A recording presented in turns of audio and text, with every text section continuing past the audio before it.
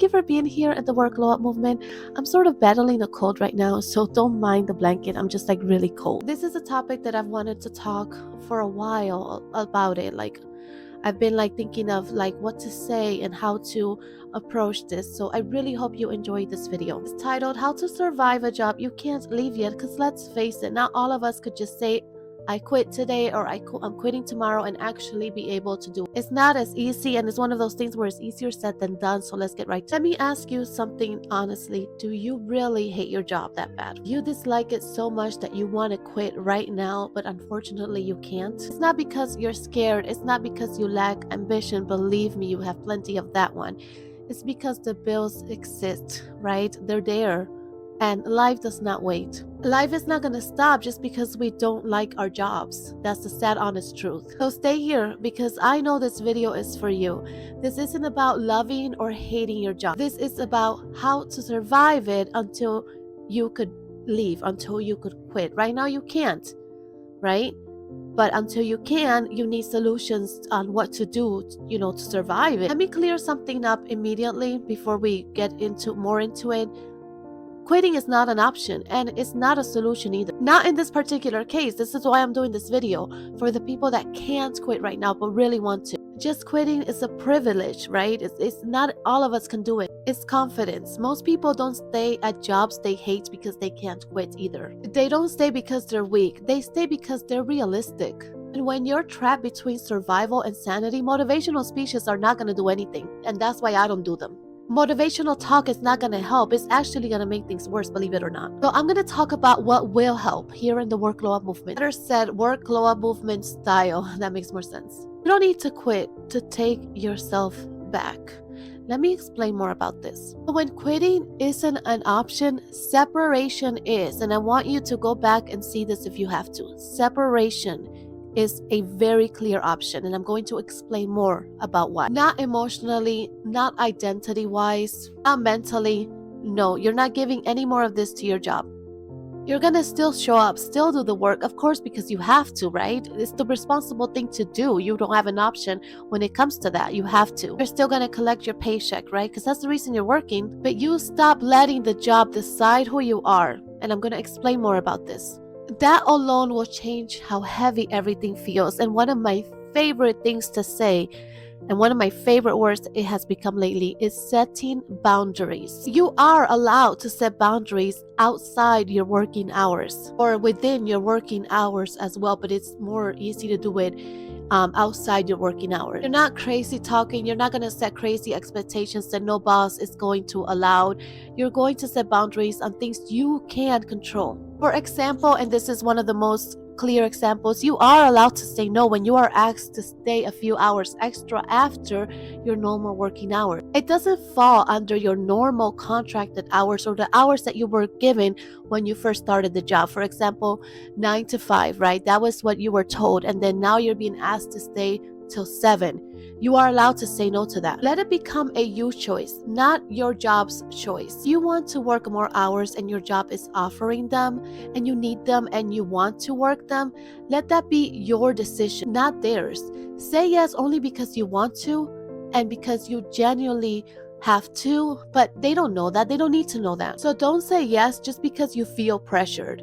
Say yes only because you want to. It then becomes your choice, so then you have the control, not them. And it's not necessarily about having control. It's about setting boundaries where you can make decisions for yourself. Setting honest and clarity boundaries is very healthy and beneficial. Make sure you are respectful when you're setting them as well. You don't want any bad blood or burn any bridges or anything like that. You are setting boundaries on your terms and they will respect that. And if they don't, then it's no longer your problem, right? It's theirs, not yours. So I had to write all of this down because there is a lot that I wrote and I'm not going to remember everything.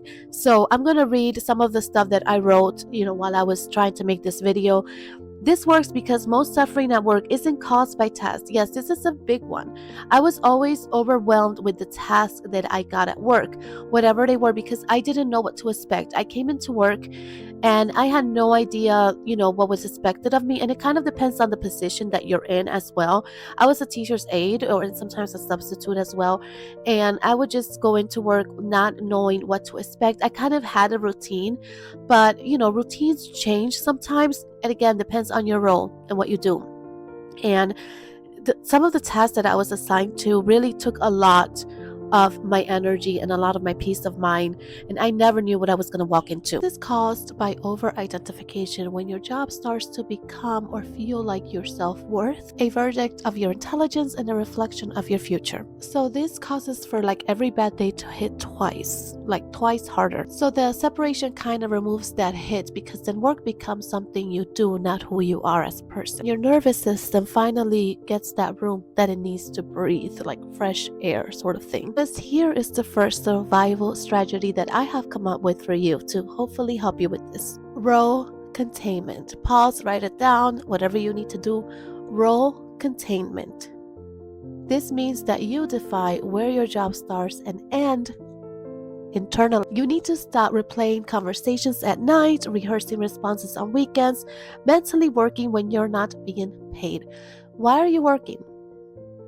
To get paid, right? That is one of the main reasons why we work. We work for that paycheck. So if we're constantly thinking about confrontations we had at work, problems that we had with a coworker or our boss, why are you thinking about this in your time off work? You're not getting paid for this. It's a simple tool and a simple strategy, but it really does work wonders when you kind of separate that identity, that work identity, from your personal identity. Focus more on what you're doing at home or when you're outside of your work hours. When you are outside of your job, do not think about that kind of stuff. Do not think about your job. Whatever happened, do not think about it, okay? Just try your hardest to get that separation. This is not because you don't care. Of course you do.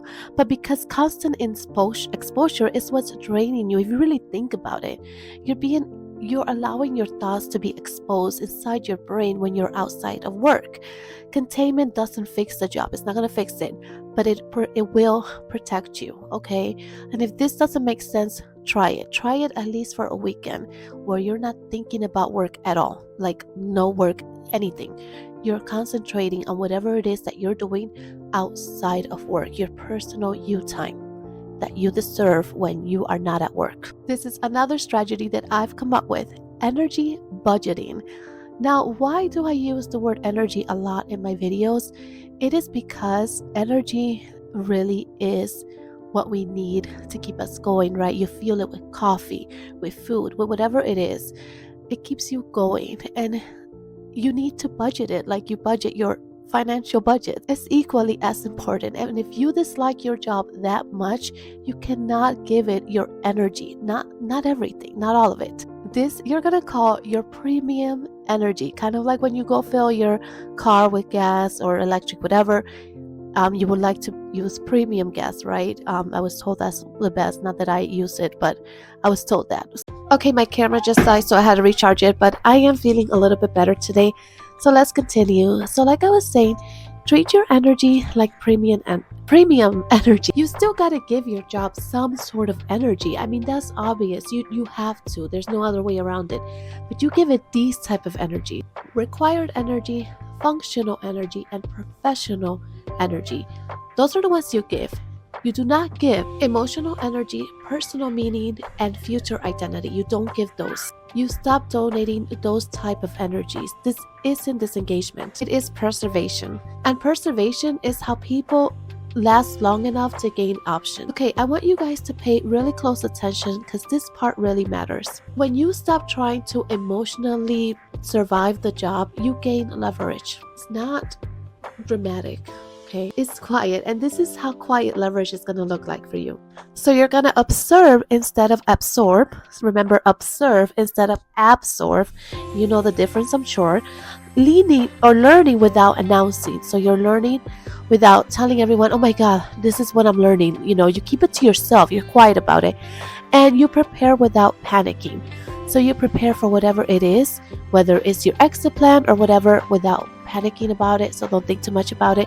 You're not plotting an escape, not yet anyways. Remember, I've gone through this so many times on one of my shorts called Is Job Escape Real?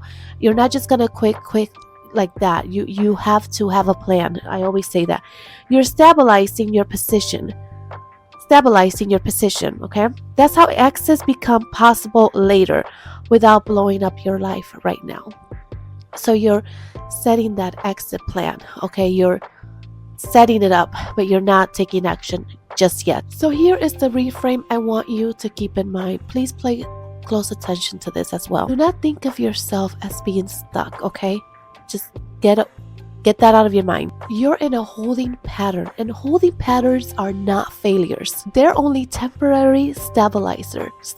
Think about it this way. Your job doesn't have to be the place that you thrive forever in your life, okay? It is just a place that funds your next chapter, wherever you want to go after your job, okay? Wherever you want to go is funding that. It's funding that plan, that idea, that goal, whatever you want to call it, okay? So if you dislike your job but can't leave yet, you're not weak, you're just realistic. You're navigating reality. But this video concentrates on you can't just leave yet, right? This is for the viewers that just can't leave right now. So remember this before I close this video. Separation is how you make it through the day, through the week, through the month until you can leave your job. Containment is how you protect yourself until you can leave your job, if that is your goal. Remember that. And leverage is when you move when the time is right. This isn't about staying forever in a place where you are unhappy. This is about staying intact until you can leave, if that is what you want. So if this video helped you in any way, shape, or form, stay here because I feel like this movement is for you. Thank you for watching, and I'll see you on my next one.